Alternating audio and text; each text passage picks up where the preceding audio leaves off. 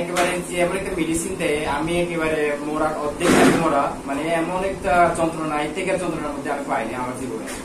এরপরেও ব্যবহার করছি, কিন্তু কোনো কিছু ফলাফল হয় না। তো আপনার ভিডিও দেখছি, কিছু না আপনার কাছে আসছি। সম্মানিত ভিউয়ার্স, মাঝে মাঝে প্রায় সময় আপনাদেরকে কিছু ভিডিওর মধ্যে আপনাদেরকে কিছু কথা বলি।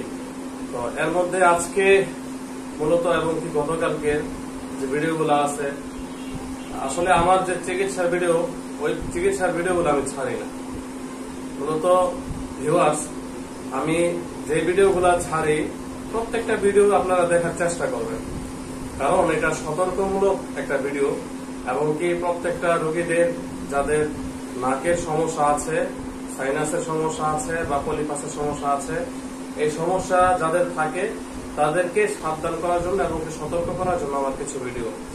তো আসলে আজকে এই যে দাদা আসছে অনেক দূর থেকে, সকাল ভোর রওনা দিছে, উনি চাকমা সম্প্রদায়।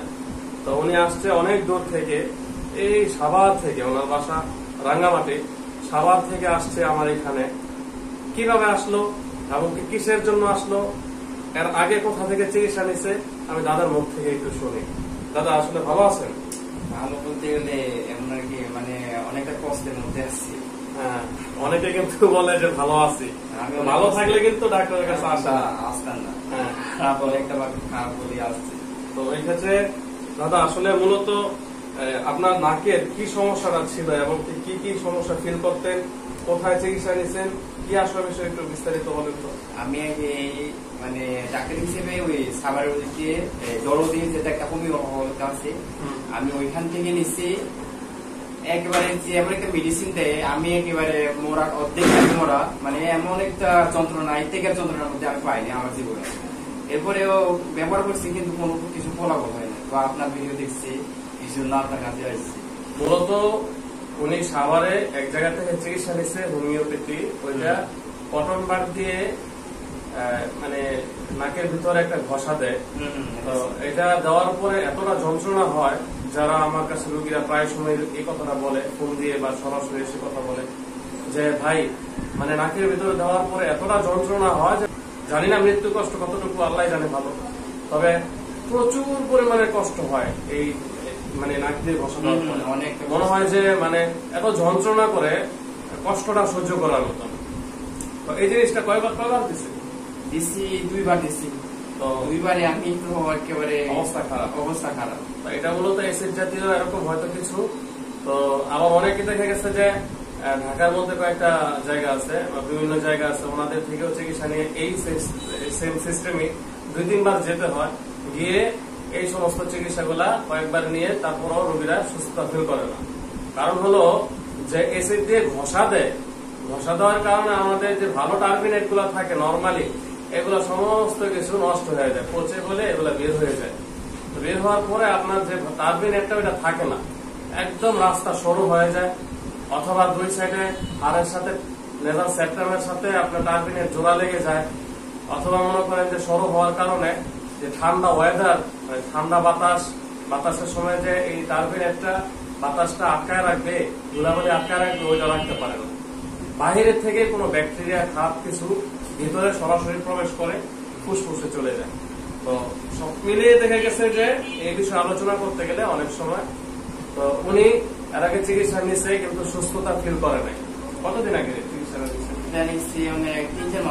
3-4 মাস। এরকম অনেক রোগী আছে যারা 1 মাস চিকিৎসা নিয়ে সুস্থতা হয় না, অনেকে অপারেশন করার পর সুস্থ হয় না, আমার কাছে আসে। তো দাদা সকালবেলা গত 2 দিন আগে ফোন দিয়েছে, তো আজকে চলে আসছে, সকাল ভোরে রওনা দিয়েছে আমার এখানে আসতে আসতে, জুম্মা নামাজের পরে আসছে। তো আসার পরে ওনার অবস্থা ভিতরে দেখলাম যে ভিতরে একটু জোড়া লেগে গেছে, এক পাশ একটু হাড় বাঁকা আছে আর আরেক পাশ পরে পুরোটাই ভরাট করা। তো সবকিছু মিলিয়ে দেখা গেছে যে আজকে দাদার চিকিৎসা দেব। হ্যাঁ, দোয়া করবেন দাদার জন্য, যাতে ওনাকে আল্লাহ তাআলা উপরওয়ালা যাতে ঠিকমতো সুস্থতা দান করে দেন, এটাই আপনাদের কাছে অনুরোধ। তো শেষমেশ একটাই বার্তা আপনাদের জন্য, যেখানে চিকিৎসা নেবেন একটা ভালো চিকিৎসা নেন, একটা সুন্দর চিকিৎসা নেন, সুস্থ থাকবেন, ওইটাই আমার প্রত্যাশা। যে মানুষ আসলে চিকিৎসা যেখানেই নেয়, হ্যাঁ, তো আসলে বুঝতে পারে না। যখন আপনারা দেখবেন যে কোনো একটা ওষুধ দেওয়ার পরে এটা রিয়াকশনটা অনেক কষ্টদায়ক হয়, তাহলে ওইখানে চিকিৎসাটা না নেওয়াটাই ভালো। হ্যাঁ, তো এই ক্ষেত্রে দাদা আসছে, দাদার জন্য দোয়া করবেন, ওইটাই আপনাদের কাছে অনুরোধ। আর আমি চাকমা সম্প্রদায়ের অনেক রোগী আমার কাছে আসে, যারা তাদেরকে চিকিৎসা দিই। তো ঠিক আছে, ভালো থাকবেন। হ্যাঁ, দাদার জন্য দোয়া করবেন। আর সবচেয়ে বড় কথা হলো দাদা, আপনি যে আমার ভিডিও গুলো দেখেন, তো আপনি কি মনে করে আমার কাছে মানে বিশ্বাস নিয়ে আসছেন? অ্যাকচুয়ালি আমি আপনার ভিডিও অনেকগুলো দেখছি যে নাকের পরিবেশ দিয়ে আপনার অনেক ভালো হয়। তো আপনার এটা দেখে আমি বিশ্বাস করি আপনার কাছে আসছি, যেন আমি যেন ওদের মতো যেন ভালো হয়। অনেকে তো অনেক ভিডিও ছাড়ে, সুন্দর সুন্দর এডিট করে ভিডিও করে, তাদের কাছে গিয়েও তো মানুষ এরকম হয়রানি হয়। না না না, ওটা ঠিক আমি তো ঠিক মানে বলতে পারবো না, কিন্তু আপনার কাছে যতগুলো দেখছি অনেকটা ভালো। আচ্ছা, মানে একটা ফিলিংস যে আমাদের রুগীগুলো আছে, হ্যাঁ, তো তাদের জন্য আপনি কিছু বলবেন? এটা হচ্ছে ভালো, যেন দেখছি অনেকটা ভালো হয়েছে। মানে এই আশেপাশে দোকান সাইডে যেগুলো আছে, আমি এগুলো থেকে দেখেছি যে অনেক ভালো হয়। তো আমিও মানে বলবো যে মানে ভালো চিকিৎসা যদি আপনারা যদি নিতে চান, তাহলে মায়ের কাছে আসে। দাদা বলতে চাচ্ছে যে উনি আসছে আমার আশেপাশে যতগুলা দোকানদার বা মানুষ আমার চেম্বারের আশেপাশে, হ্যাঁ, তো ওনাদের থেকে জিজ্ঞাসা করছে, সবাই সাপোর্ট দিচ্ছে যে না, ওনার চিকিৎসা ভালো। আপনাদেরকে দাওয়াত দিল আমার এখানে আসতে। যদিও চিকিৎসার জন্য না আসেন, ইনশাল্লাহ এক কাপ চা খাওয়ার জন্য দাওয়াত রইল, আপনারা আসবেন। ঠিক আছে, ভালো থাকবেন।